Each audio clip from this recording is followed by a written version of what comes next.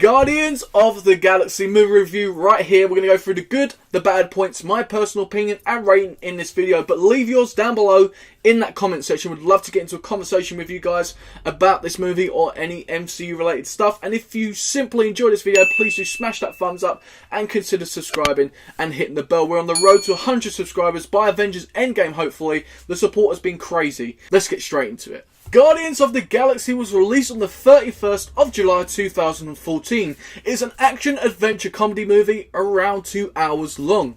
Space adventurer Peter Quill finds himself being chased by a group of relentless bounty hunters after he steals an orb from Ronan the Accuser.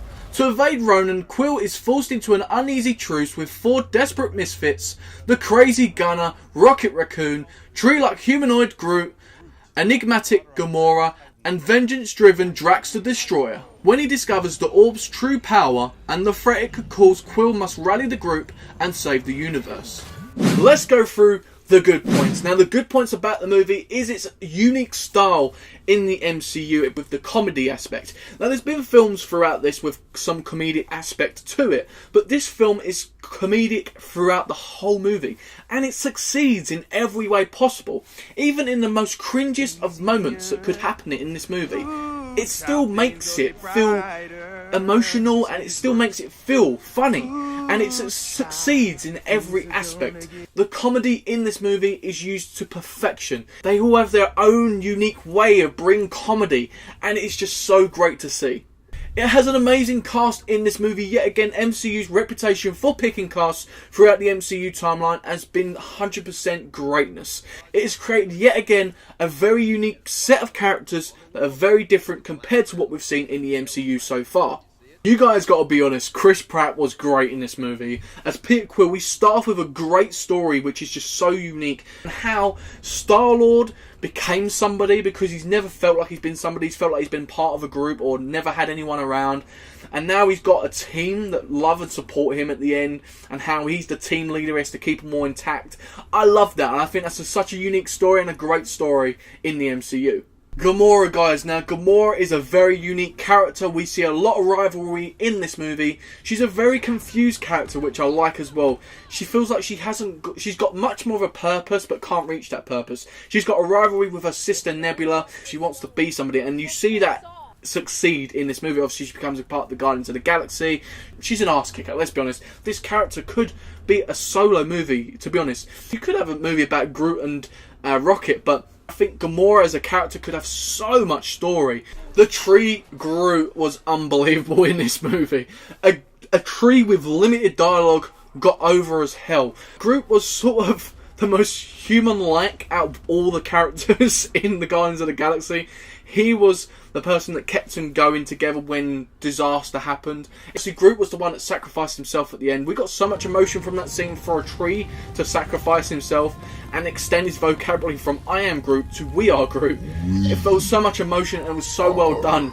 I really did enjoy that, and it didn't come across cheesy, which I'm very, very shocked about. Let's be honest, guys, Baby Groot dancing at the end, that's a bonus for this movie. Rocket the Raccoon. Now, I want a raccoon like this one. He don't even know he's a raccoon, which makes him even better. Bradley Cooper done an amazing job with this. The Rocket the Raccoon is so sarcastic. He's got them really good badass one-liners. He's very competitive. Even though he's so competitive, he's got that emotional side. This character has so much depth. It's unbelievable for a raccoon. The action sequences in this movie, yet again, are great as always. The directing, the storytelling, the cinematography, the CGI, everything all comes together in this movie. Yet again, another MCU success. Music in this movie was amazing as well. Definitely my type of music. Let's get on to the bad points. Now, the bad points about this movie, the first one is going to be a bit of a controversial one. It is Drax the Destroyer. Now, this character may be a good point to some people, but to me, I found it very dull in certain aspects. The character in general had good comedy moments with one-liners and stuff like that. Very stupid humour, which was funny.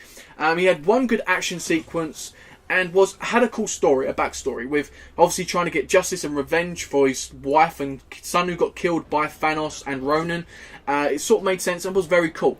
But a lot of this was down to the acting. I think the character in general, I didn't emotionally connect with him, whether he was sad or angry or happy. I didn't really connect with him apart from the comedy sequences. The last bad point about the movie is the villain of the movie, which would be everybody's bad point about this movie, Ronan the Accuser. Now, as a bad guy, I found him very cringeworthy. It's because he's just a normal bad guy. In a comedy movie, it just didn't work well. I think if it was a bit more comedy added to him, I think it would have worked a little bit more. I think he's very comparable to Thor the Dark World's the Dark Elf. I think the only really good thing about this character, in my personal opinion, was his relationship with Nebula, and not only that, his relationship with Thanos. Seeing him connect with Thanos, even going against Thanos' wishes at the end, that was the only really cool thing about him. So guys, it is rating time. Let's have a look at the critics' ratings for the movies before we get to my rating. Got Rotten Tomatoes giving it a 91%. We have IMDb giving it 8.1 out of 10, and Metacritic giving it a 78. So guys, my rating for the movie is a 7.8 out of 10. This makes this movie a totally awesome movie. This was a great experience for me to go back and watch this movie for a second time.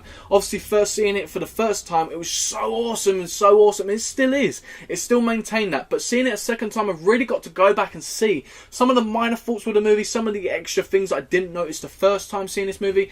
It makes stuff that should be cringeworthy successful and makes it feel funny or mean something. I think this movie does such a great job. I'll definitely go back and watch this for a third time in the future. So guys, a 7.8 out of 10, totally awesome movie for Guardians of the Galaxy from me. Let me know your comments down below, your ratings in the comments section down below. If you enjoyed this movie, please do smash that thumbs up button and subscribe and hit the bell to support the channel on the road to 100 subscribers. If you've missed the journey, as mentioned, links will be in the description, annotation at the end of the video, and a card throughout this video you can click on for the MCU Journey to Avengers Endgame playlist. All the MCU stuff being there, you don't want to miss it. And don't forget Friday, Avengers Age of Ultron movie reviews, so stay tuned for that. And don't forget guys, I've been me, you've been you, and I'll see you next time guys on Talking with Jay Springer.